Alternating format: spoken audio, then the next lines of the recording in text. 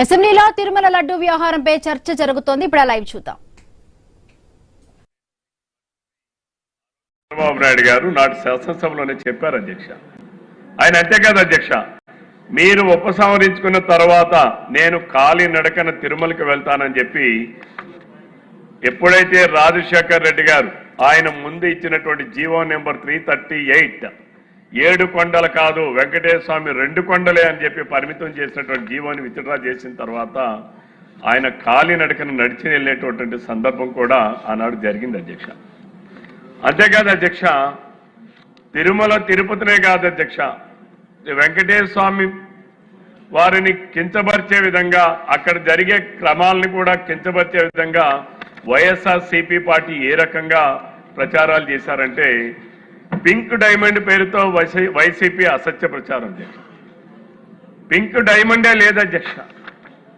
ఆనాడు మైసూర్ రాజా వారు ఉన్నటువంటి ఆభరణాన్ని రూబీ ఉన్నటువంటి ఆభరణాన్ని అది పింక్ డైమండ్ అని చెప్పి ఆనాడు అభూత కల్పనలు సృష్టించి మాట్లాడినటువంటి సందర్భం అధ్యక్ష. ఇది 2018లో జరిగింది అధ్యక్ష. అంటే ఆనాడు చంద్రబాబు నాయుడు గారు తీసుకెళ్లారు, అది వారి కుటుంబ సభ్యులలో ఉన్న వారి దగ్గర ఉంది అని చెప్పి తప్పుడు అభిప్రాయాలు తప్పుడు ప్రచారాలు చేసినటువంటి పరిస్థితి ఈనాడు ఉన్నటువంటి జగన్మోహన్ రెడ్డి గారి ఆధ్వర్యంలో ఉన్నటువంటి వైఎస్ఆర్సీపీ పార్టీ చేసే విష ప్రచారాలు అధ్యక్ష.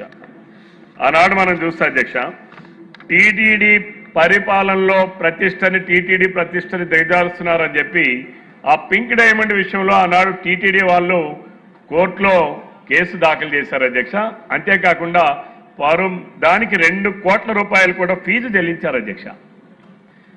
ఇది వైసీపీ ప్రభుత్వం అధికారంలోకి వచ్చిన తర్వాత వైవి సుబ్బారెడ్డి గారు చైర్మన్ అయిన తర్వాత అధ్యక్ష, ఏదైతే పింక్ డైమండ్ చంద్రబాబు నాయుడు గారు వారి కుటుంబ సభ్యుల దగ్గర ఉందని చెప్పి ఎన్నో ఫేక్ ప్రచారాలు చేసినటువంటి వ్యక్తులు వారు అధికారంలోకి వచ్చాక ఆ కేసును విత్డ్రా చేసుకున్నారు అధ్యక్ష.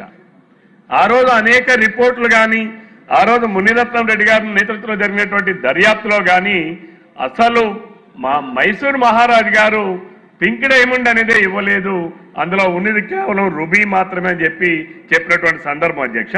అంతేకాకుండా జస్టిస్ జగన్నాథరావు కమిటీ కూడా అది రూబీ అని చాలా స్పష్టంగా తేల్చినటువంటి పరిస్థితి అధ్యక్ష. అంటే వైసీపీ పార్టీ ఏ రకంగా అసత్యాలు తప్పుడు సమాచారాలు ఫేక్ ప్రచారాలు ప్రజల్లోకి తీసుకుని వెళ్తుంది అనేటటువంటిది ఇదొక నిదర్శనం అధ్యక్ష. అలాగే మూడోది అధ్యక్ష, తిరుమలలో అన్యమత ప్రచారం అధ్యక్ష.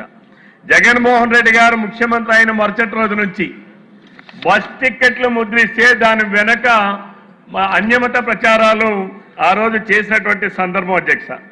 ఆ రోజు హజ్యాత్రికుల ప్రకటనలు కూడా ఆ బస్ టికెట్లు వెనక ముద్రించారు అధ్యక్ష. అలాగే జెరూసలం సంబంధించినటువంటి యాత్రకు సంబంధించినటువంటి వివరాలు కూడా ప్రచురించారు అధ్యక్ష. అలాగే టీటీడీ క్యాలెండర్లో అధ్యక్ష ఏసయ్య గారు అని చెప్పి నమోదు ప్రింట్ చేయించినటువంటి పరిస్థితులు అధ్యక్ష. ఆన్లైన్లో ఆ రోజు వెబ్సైట్లో కొంతమంది చూస్తే అధ్యక్ష ఆ అక్షరాలని చూసి అందరూ కూడా భక్తులందరూ కూడా ఎంతో షాక్ గురైనటువంటి పరిస్థితులు అధ్యక్ష. అంతేకాకుండా ఆ రోజు అక్కడ ఉన్నటువంటి ఎంతో మంది దేవస్థానం సహకారంతో భక్తి గీతామృత లహరి అని చెప్పి పుస్తకాలు ఉంటాయి అధ్యక్ష. అవి కూడా అందులో కూడా అన్యమతమైనటువంటి గేయాలు ప్రచురితమైనటువంటి పరిస్థితి కూడా ఆ రోజు వైరల్ అయినటువంటి సందర్భం ఒకసారి సభ ద్వారా ప్రధానికానికి దృష్టికి తీసుకొని వస్తున్నాను అధ్యక్ష. అంతేకాకుండా ఎంతో మంది టీటీడీలో పనిచేస్తున్నటువంటి ఉద్యోగులను కూడా అన్యమత ఉద్యోగులు అక్కడ అన్యమతస్తుల్ని కొందరు పెట్టుకొని దానిపైన కూడా హిందూ ప్రచారాన్ని హిందూ ధర్మాన్ని వ్యతిరేకంగా ప్రచారం చేసేటటువంటి పరిస్థితులు కూడా ఆ రోజు అనేకంగా మనం చూసాం అధ్యక్ష. అంతేకాకుండా అధ్యక్ష ఎస్సీబీసీ ఉద్యోగస్తుల అధ్యక్ష ఆనాడు టీటీడీలో మనం చూస్తే అధ్యక్ష ఆ రోజు బ్లూ ఫిలిమ్స్ కూడా లింకులు పంపించేటటువంటి పరిస్థితి అధ్యక్ష.